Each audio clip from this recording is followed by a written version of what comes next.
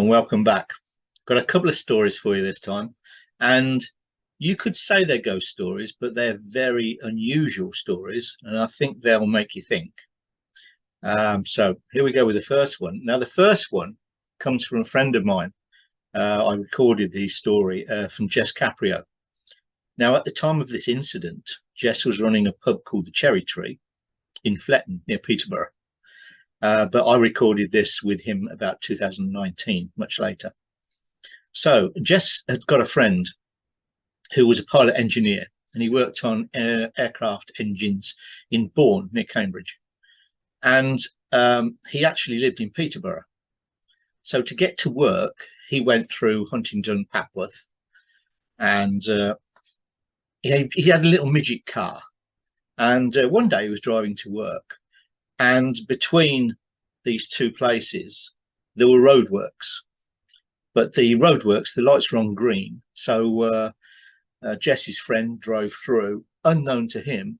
An articulated lorry had jumped the lights as he was going across and hit his car and crushed it underneath its front wheels, rolled over it, and his midget car came to rest halfway along the truck, the trailer.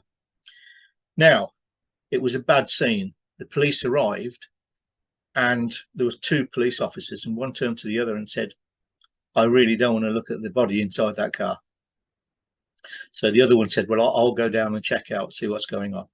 Well, the other one took statements from eyewitnesses.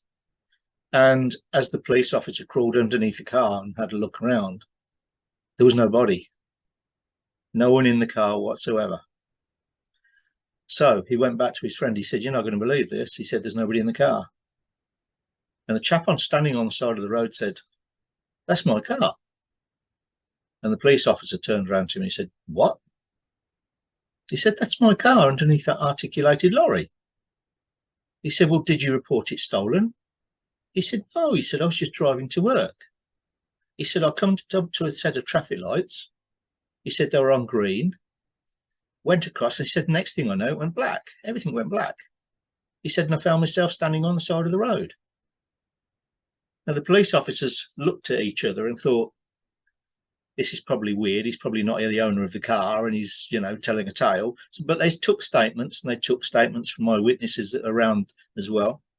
And afterwards, Jess's friend went over to the Cherry Tree pub, made his way there for a stiff drink, thought he needed it. And after telling Jess his tale, Jess agreed he did need a drink, probably two.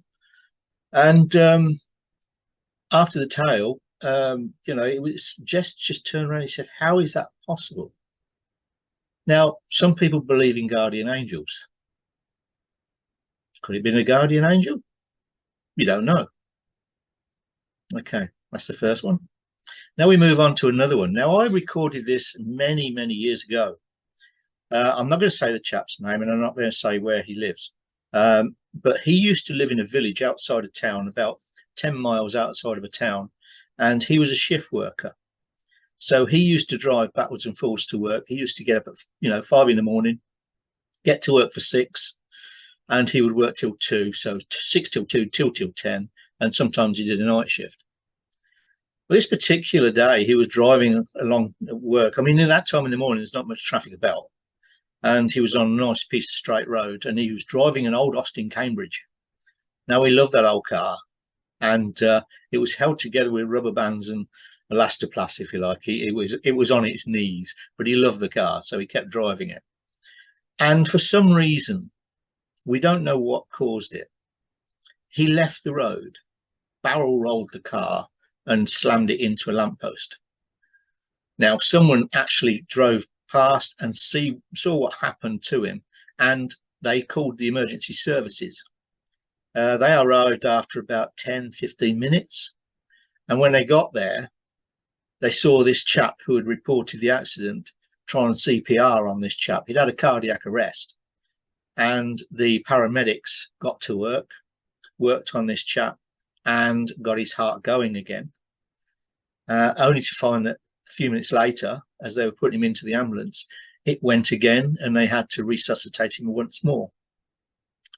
They got him going, got him stabilized, and took him to the hospital. Now, he made a recovery.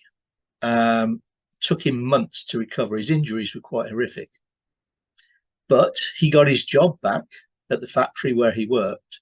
And about 5 years later, he was driving home one morning. He'd done a night shift and he was driving home.